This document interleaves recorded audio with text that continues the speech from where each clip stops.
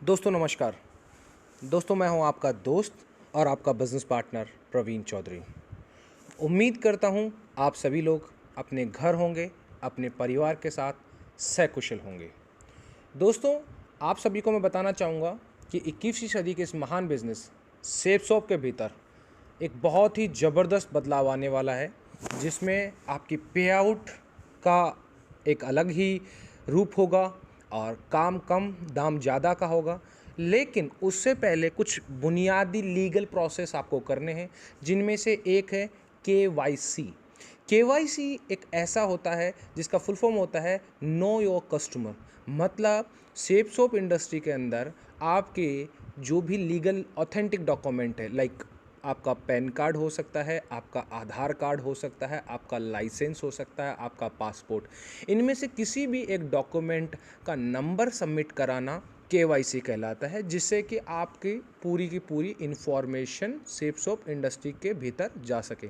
तो बिल्कुल अगर आप KYC नहीं करवाते हैं तो 12 जून के बाद आप इस वेबसाइट से अपनी आईडी पर शॉपिंग नहीं कर पाएंगे दोस्त।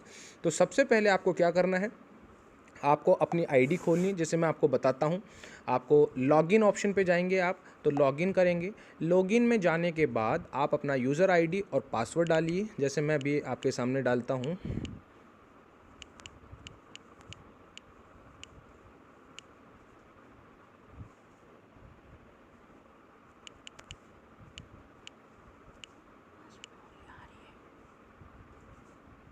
जैसे मैंने अभी यूज़र आईडी और पासवर्ड डाला, अब मैं लॉगिन करता हूँ तो इसमें दिखाया हुआ है कब का है, क्या है। तो पहले तो इसको ये चेक कर लो कि ये आईडी ग्रीन है। जैसे ये ग्रीन दिखा रहा है मतलब आईडी तो आपकी एक्टिवेट है।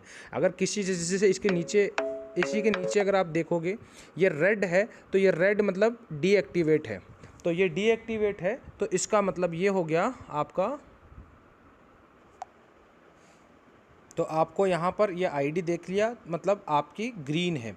और जिनके नहीं है उनको रीपरचेज करने की आवश्यकता है, तो आप उन्हें बता सकते हैं कि आपकी आईडी ग्रीन हो रही है तो ओके है, और नहीं है तो आपको रीपरचेज करना पड़ेगा। अब आप देखेंगे सेकंड ऑप्शन में आपके पास में आ रहा है click here to complete your KYC। आप इस पर क्लिक करेंगे।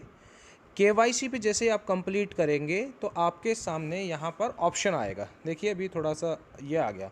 जैसे आप देखेंगे तो यहाँ पर आधार कार्ड से भी आप कर सकते हैं, DL से भी कर सकते हैं, पासपोर्ट से भी कर सकते हैं, वोटर आईडी।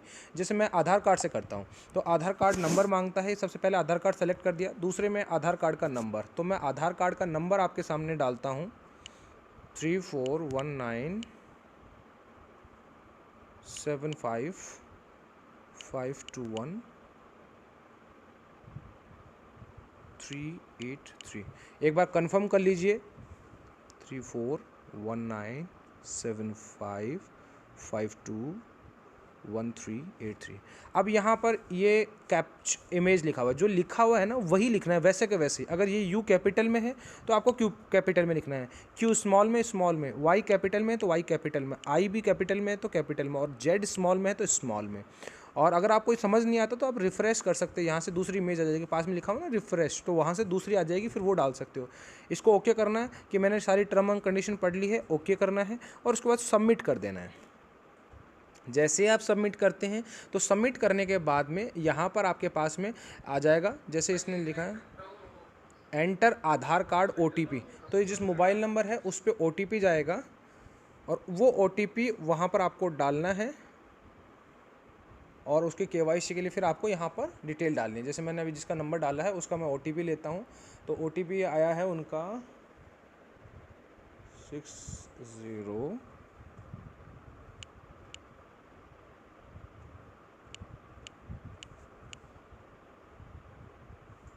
ठीक है, ये OTP 10 मिनट के लिए वैलिड होता है।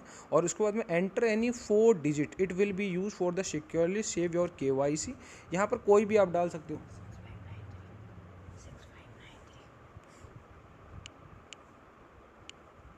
ये मैंने जैसे डाल दिया, अब मैं इसको सबमिट कर देता हूँ।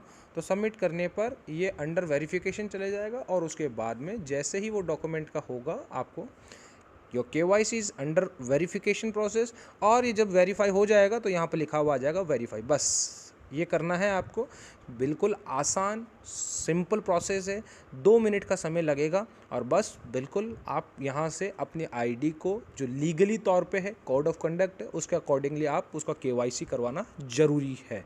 धन्यवाद दोस्तों।